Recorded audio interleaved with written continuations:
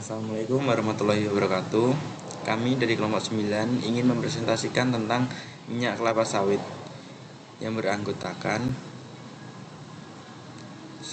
Justicia Benaba Ortuaga Country, 2. Rivo Danu Asmoro, 3. Gigi Lestari, 4. Malvalia Azhara. Yang pertama, saya akan menjelaskan tentang rumus kimia dari minyak kelapa sawit tersendiri, yaitu C3H5COOR, dan yang di bawahnya itu ikatan kimianya. Untuk C3H5 ini adalah bagian dari molekul gliserol, sebuah alkohol trihidrat. Gliserol merupakan komponen dasar dari lemak dan minyak. Dan untuk COO ini adalah gugus ester. Gugus ini terbentuk dari reaksi antara asam karboksilat dan alkohol. Dan untuk R tersendiri adalah simbol untuk rantai hidrokarbon yang bisa bervariasi panjang dan jenisnya. Rantai hidrokarbon inilah yang membedakan satu jenis gliserida dengan yang lainnya. Selanjutnya yaitu kegunaan dari minyak kelapa sawit sendiri. Yang pertama ada digunakan untuk keperluan makanan seperti minyak goreng dan margarin. Dan yang kedua itu digunakan untuk non makanan seperti untuk pembuatan sabun dan kosmetik. Dan selanjutnya digunakan untuk pembuatan obat-obatan di industri kimia. Adapun kegunaan lainnya yaitu tan dan kosong untuk bahan bakar ketel uap, mulsa dan abu sebagai pupuk kalium. Selanjutnya ada digunakan untuk bahan bakar ketel uap, bahan bakar alternatif biodiesel, sebagai nutrisi pakan ternak, sebagai bahan pupuk kompos, sebagai obat karena kandungan minyak nabati berprospek tinggi, dan sebagai bahan particle board atau batang dan pelepah. Selanjutnya ada bahan baku dari minyak kelapa sawit sendiri, yaitu buah kelapa sawit yang terdiri dari dua bagian utama, yaitu daging buah dan biji atau nukleus. Produk hasil pengolahan buah kelapa sawit yaitu yang pertama ada produk utamanya itu ada minyak kelapa sawit atau produk palm oil dan inti sawit. Dan yang kedua ada produk sampingan, tempurung, ampas dan tandan kosong. Di sini saya akan menjelaskan mengenai fungsi dan pada masing-masing alat dalam proses pembuatan minyak sawit. Pertama, alat exchanger memiliki fungsi mentransfer panas dari satu fluida ke fluida lainnya. Dalam proses pembuatan minyak sawit, exchanger digunakan untuk memanaskan buah sawit sebelum diproses lebih lanjut. Panas yang diberikan akan membantu memisahkan minyak dari daging buah. Yang kedua adalah tangki. Tangki memiliki fungsi untuk menyimpan berbagai jenis bahan, mulai dari buah sawit mentah, minyak mentah CPO, hingga produk samping seperti inti sawit. Tangki juga memiliki fungsi untuk mencampur bahan kimia tertentu dalam proses pengolahan. Yang kedua yaitu katup. Katup memiliki fungsi untuk mengontrol aliran fluida cair atau gas dalam sistem. Dalam proses pembuatan minyak sawit, katup digunakan untuk mengatur aliran uap, aliran air panas, atau minyak. Yang ketiga adalah pompa, memiliki fungsi memompa fluida dari satu tempat ke tempat lainnya. Pompa digunakan untuk memindahkan minyak mentah dari tangki penyimpanan ke tahap pengelolaan air panas yang digunakan dalam proses perebusan. Selanjutnya adalah pack column, memiliki fungsi untuk memisahkan komponen-komponen dalam campuran minyak sawit. Pack column digunakan dalam tahap deodorisasi untuk menghilangkan bau dan rasa tidak sedap pada minyak. Yang selanjutnya yaitu filter, memiliki fungsi untuk menyaring kotoran atau partikel padat dari fluida. Filter digunakan untuk membersihkan minyak dari kotoran sebelum dikemas dan didistribusikan.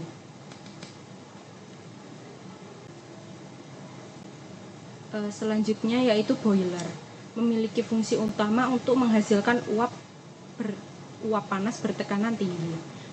Dalam pengelolaan minyak sawit, boiler memiliki fungsi untuk uap panas dari boiler digunakan pada pemanasan buah sawit, memanaskan air pada proses pencucian, dan memberikan energi untuk proses lainnya. Yang selanjutnya adalah refrigeran. Refrigeran memiliki fungsi untuk menyerap panas dan mengubahnya menjadi energi mekanik. Dalam peranan pengelolaan minyak sawit, refrigeran digunakan untuk pertama mendinginkan minyak sawit, kedua mendinginkan peralatan. Yang selanjutnya adalah filter plat membran, memiliki fungsi untuk memisahkan partikel padat dari cairan dengan menggunakan membran semi permeable. Dalam pengelolaan minyak sawit berfungsi untuk filter plat membran memiliki fungsi untuk memurnikan minyak dan memisahkan air dari minyak. Yang terakhir adalah crystalizer tank, memiliki fungsi utama untuk mengkristalkan komponen tertentu dari suatu larutan. Dalam pengelolaan minyak sawit memiliki fungsi untuk memisahkan strain. Strain adalah komponen padat dalam minyak sawit yang digunakan untuk membuat margarin dan produk lainnya dengan proses kristalisasi. Strain dapat dipisahkan dari minyak cair.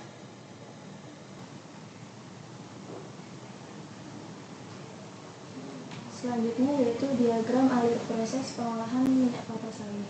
Terdiri dari beberapa tahapan proses, yaitu yang pertama stasiun perebusan atau sterilization, di mana terjadi tempat awal penimbunan tandan buah segar atau TBS sebelum diproses pada loadingan, kemudian diangkut TBS ke stasiun perebusan menggunakan conveyor feeder.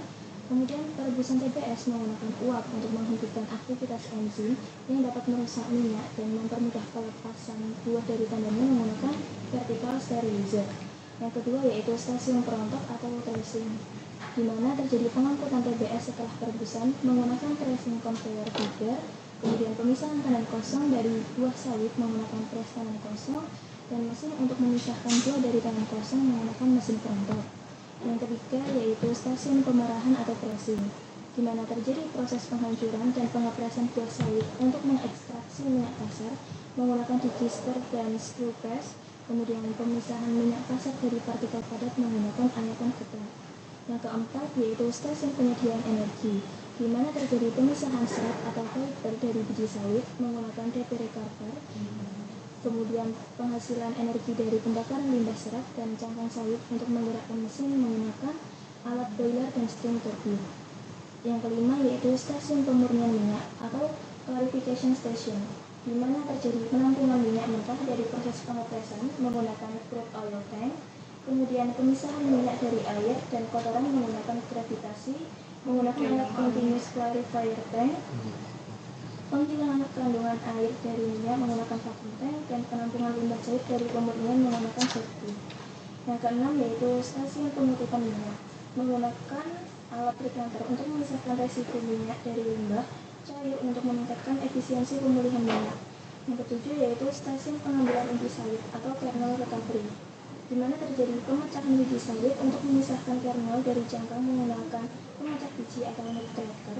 Kemudian dipisahkan kernel dari cangkang berdasarkan perbedaan berat jenis menggunakan hydrocyclone, kemudian penghilangan batu dan benda berat lainnya menggunakan destoner, dan tempat penyimpanan inti sawit berada di silo inti.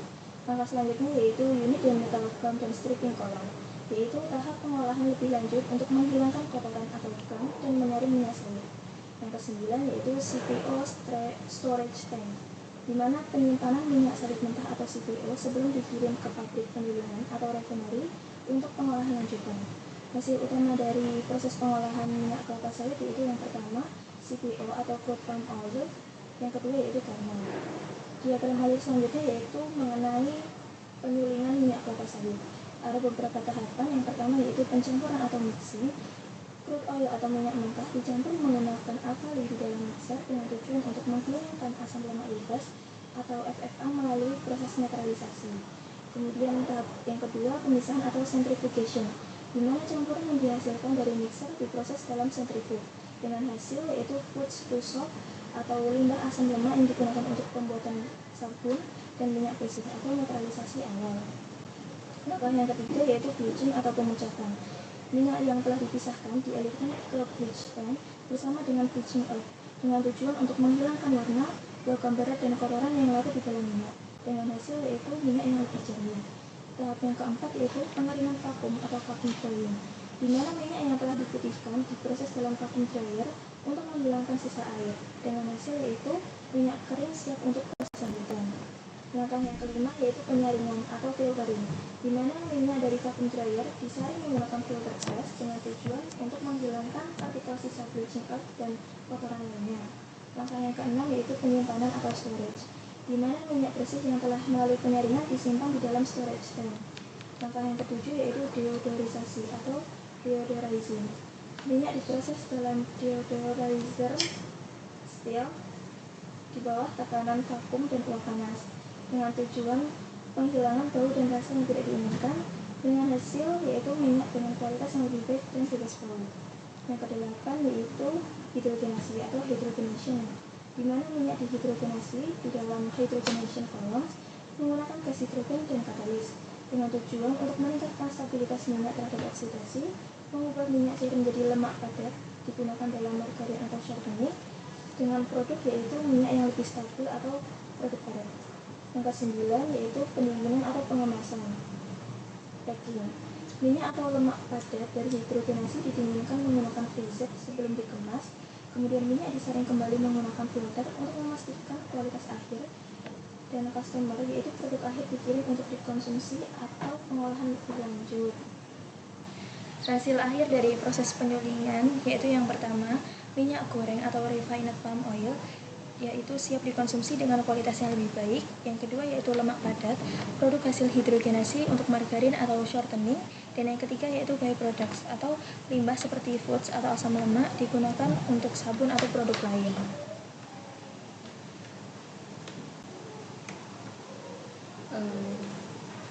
Selanjutnya adalah contoh perusahaan. Pertama yaitu PT Sinar Mas Agro Research and Technology Tbk.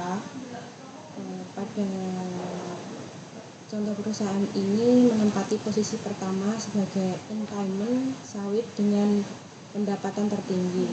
Incumbent kode SMAR ini menghasilkan pendapatan 66,5 triliun sepanjang 2023.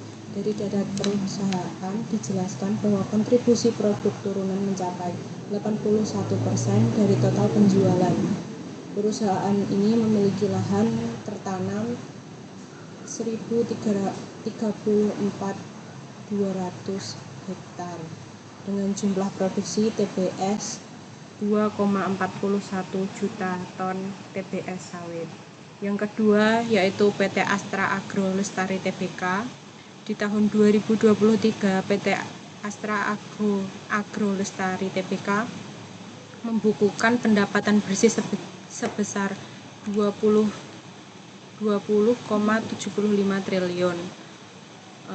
Kontribusi pendapatan terbesar masih dari produk CPO dan turunannya yang sebesar 19,2 triliun. Merujuk dari data perusahaan, pendapatan AALI di tahun 2023 minus 5% dibanding tahun 2022 sebesar 21,83 triliun. Hal ini disebabkan terjadi karena adanya penurunan harga rata-rata penjualan CPO sebesar 14% dan harga rata-rata penjualan kernel sebesar 38%. Yang ketiga yaitu PT Salim Informas Pratama Tbk, anak usaha grup Indofood PT Salim Infomas Pratama Tbk mendapatkan cuan dari penjualan produk akhir sawit. Sepanjang 2023, pendapatan perusahaan turun dari 17,7 triliun dari tahun 2022 menjadi 16 triliun pada tahun 2023, atau sebesar 10%. Dari keseluruhan pendapatan Entertime berkode SIMP ini mengandalkan penjualan domestik dengan kontribusi mencapai 13,7 triliun. Yang keempat adalah PT Dharma Satya Nusantara Tbk. PT Dharma Satya Nusantara Tbk mencetak pendapatan 9,4 triliun pada 2023. Nilai ini mengalami penurunan sedikit 1% dari tahun 2022 yang besar 9,6 triliun. Entertime berkode DSNG ini mengendalikan segmen bisnis kelapa sawit sebagai kontributor utama pendapatan. Perseroan sebesar 88% atau 8,4 triliun, naik 3% year on year dibanding tahun lalu 8,1 triliun. Yang kelima adalah PT Tripura Argo Persada Tbk. Pada tahun 2023, penjualan Entertime emiten berkode TAPG diterpangkas 11% dikarenakan penyesuaian harga seluruh komoditas. Perusahaan meraih pendapatan 8,32 triliun, lebih rendah dari tahun 2022 berjumlah 9,3 triliun. Sebagian besar pendapatan ditopang dari produk kelapa sawit. Produk kelapa sawit Tripura Argo sebagian besar dijual kepada PT Sinar Alam Permai, PT Kutai Rafeni Nusantara, dan PT Sinar Mas Agro Research, PT Sinar Mas Agro Research dan Teknologi Tbk. Selanjutnya yaitu perkembangan industri minyak sawit. Kelapa sawit sebagai tanaman penghasil minyak sawit dan inti sawit merupakan salah satu primadona tanaman perkebunan yang menjadi sumber penghasil devisa non-migas bagi Indonesia. Cerahnya prospek komoditi minyak kelapa sawit dalam perdagangan minyak nabati dunia telah mendorong pemerintah Indonesia untuk memacu pengembangan areal perkebunan kelapa sawit.